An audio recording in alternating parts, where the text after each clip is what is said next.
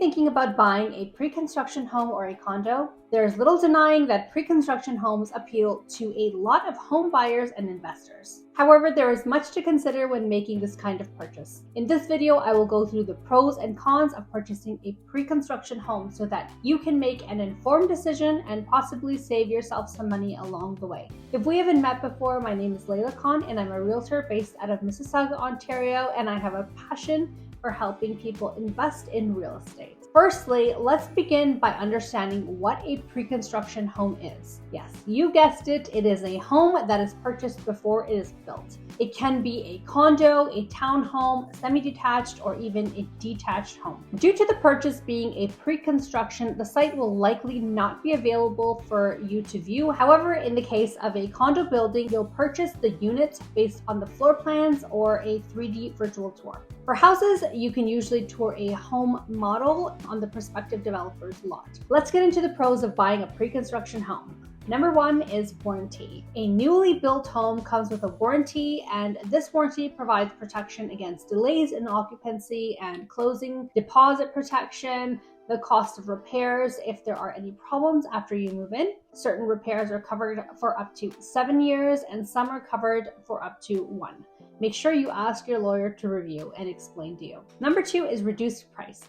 Because you're effectively buying a promise, a pre-construction home can provide better value than resale homes. You can make your deposit whatever is defined in the agreement of purchase and sale, and the builder pledges to deliver the home by a certain date. There will be no bidding wars. This means you will get the home for the price that it is listed, whereas that is not the case when purchasing a resale home. A resale home can have bidding wars, meaning a lot of people can be putting offers into the same home, which will significantly drive up the price of a home. It's a simple rule of supply and demand. As we know, the inventory has been quite low in Toronto, and the demand has been high, which explains the surge in the housing prices over the past decade. When it comes to pre-construction, it is a fixed price, so you won't need to worry about getting into any kind of bidding war. Number three is upgrades and finishes. The really nice thing about a new home is that you can choose what you would like as your finishes. You can create your own home and choose from a variety of enhancements. This can be from color of the flooring, this can be extending your island, or maybe paint color on the walls. A lot of it is customizable. And because you make all of your decisions during the construction phase, they are significantly less expensive than a renovation or an update after you move in. And any upgrades that you do will likely serve you if and when you choose to sell your home. Another benefit is lower condo fees. If you're in a condo, the condo fees in a brand new building will be much lower than one that has been around for decades. This is because the condo is new and does not require much maintenance, and at the onset, the management still needs to determine the cost of operating and maintaining the property, whereas an older building will need more maintenance and more money in the reserve for big repairs. Next is deposits and down payments. They can be quite flexible. Although a larger deposit or down payment is required, typically for pre-construction, the payments are staggered. So you have time to save because a modest sum is paid up front and then the remainder is paid on a timetable. So you would put down, for example, when you sign the contract, maybe $5,000, and maybe in 30 days you'd put another 5%, and in maybe 180 days another 5%. So you do end up putting anywhere between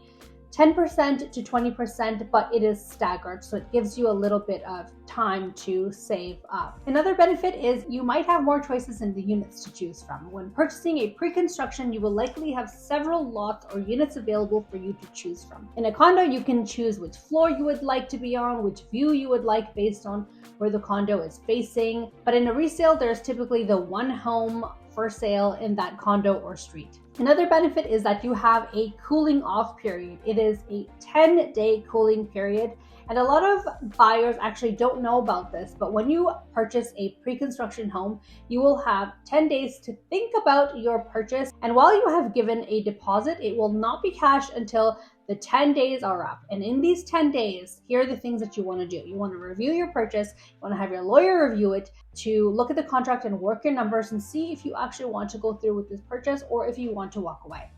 Let's get into the cons of pre-construction purchases.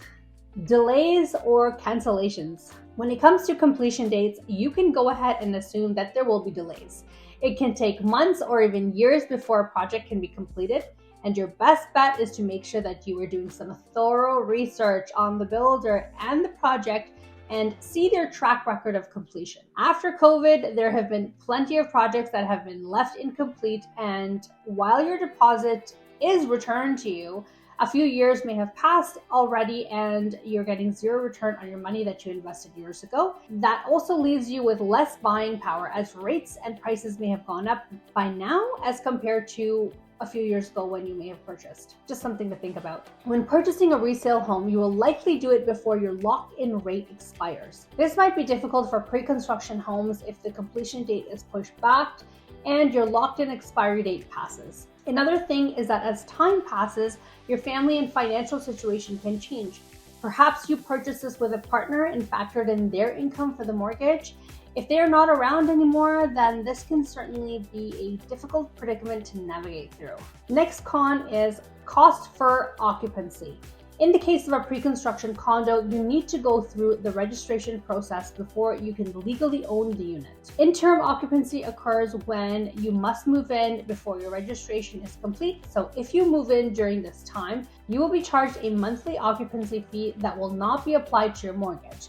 So this monthly fee will pay for your condo fees, a portion of your property taxes, and the interest amount of the purchase price that is still owed. Additional pre-construction expenses. There are also additional fees to your pre-construction properties such as a GST, HST. Depending on your jurisdiction, there may be rebates available if your house is your principal residence. If you do plan on renting the home, you can qualify for rebates as long as you've rented it to one tenant for a minimum of 1 year term. You will need to show proof such as a lease in order to qualify. So make sure you speak to your accountant and figure out exactly what you need. There are also closing costs that you do not have when purchasing a resale home, such as utility meter installation fees, fees to track your deposit payments, electronic land registration system usage, and more. I would say you should budget about 3% of your purchase price to help you with these additional costs that could come up. In order to help you better prepare, you should be speaking with a lawyer that is experienced in pre-construction sales, along with a realtor that can help you make the best decision for you. All right, that pretty much wraps up this video. And if you found this video helpful, please like and comment, especially if you are in the GTA. It helps me in getting found by other people that need my help, and it keeps me motivated to make more real estate content for you. Thanks for watching, and until next Thursday, take care.